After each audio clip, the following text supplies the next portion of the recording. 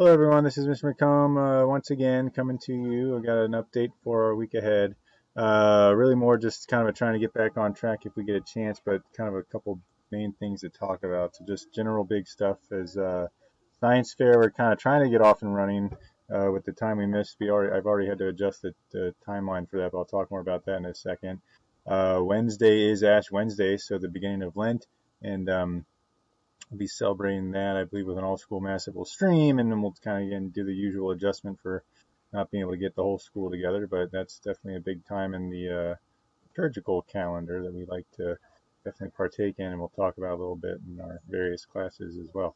Um, this video, I'm just going to kind of really just update really kind of where we're at and where we're trying to get. Just mostly the same things as what we were getting into last week, which we obviously didn't get too far with the snow days kind of throwing a wrench in things. Monday last week, we started multiplying decimals by other decimals, and kids did fine with it, getting back on track with that. We had Catholic School Week the week before that we just did a little bit of review, but didn't really jump into new stuff. We got Monday, and they had homework Monday night, which I didn't get to collect until Friday. But looking at that, they seemed like they did well in class on Monday, and then by the time I collected that homework, it was looking pretty good. So we'll get back on track with that when we get a chance and just kind of emphasize those last major points of decimal multiplication before we wrap up that chapter, hopefully in the next week or two. But we'll talk more about that when once we get back in class. Science, so we started the intro to ecosystems, just a few basic pages and a few basic ideas to shift our thoughts toward the things growing and living here on Earth.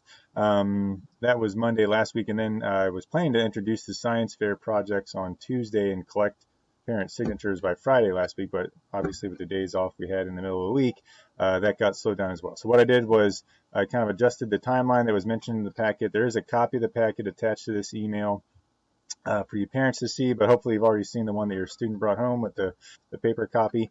And that needs a parent signature form on one of the pages. I think the last page is about just what sort of option we're choosing, whether to work individually or with a partner.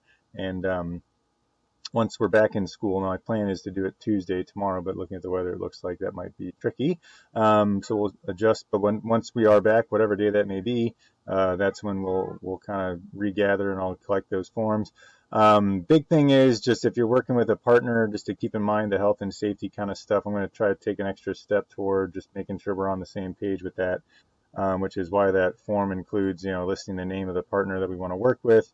Needs a parent signature, so that those conversations need to happen at home, so it's not just the two kids saying, hey, we'll be partners, and maybe some parents aren't comfortable with that. So that's a family decision involving two families. So what I'm going to do is once I get those forms back and I match up the partners and see the parent signatures, I'll also send a kind of a dual copied email to both groups of families just to say, hey, please reply and let me know that we're on the same page here. We're planning to work as a partner. If it's somebody in your own social group, that's, certainly acceptable or whatever. But just to make sure, we're on the same page, this isn't coming out of the blue that we're going to have somebody coming over to the house that we weren't quite aware of before. So I know that's definitely a concern of mine these days at our home. And so I definitely understand if that's a concern for some of you as well. So I just want to make sure everybody's comfortable with whatever choice we make. As far as working through the science fair, goal is we'll finish it by the couple of days before spring break. We'll use as our presentation days, so we got a lot to work through in those 6 or 7 weeks before then. And I like to help the kids through that process, and that's definitely what I plan on doing. It's a lot of fun for me every year to see their creative ideas and help guide them through the scientific investigation they're going to perform, and help them along the way and get to see them progress through their project, which is kind of their own individualized little thing there. So if you're doing individual projects, like I told the kids, that's the easiest way to do it, because then you don't have to worry about scheduling get-togethers with other families that have other busy schedules. But I do give them that option of working with a partner if they choose, and this is the last year that can happen anyway. So either way, whatever you choose, again, if you are choosing partners, I'll double check and email parents coming up this weekend once I get those forms back, and we'll move on from there. Okay, so that's again our big goal the next few days once we're back to really get a good start to the science fair, and we'll devote class time to that as well to let the kids get to work on that.